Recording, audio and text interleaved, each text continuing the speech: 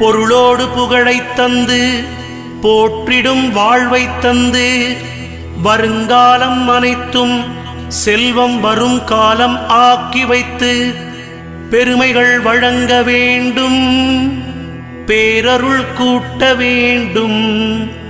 அருள்மிகு குருவே உன்னை அடிபணிந்து வணங்குகின்றேன்.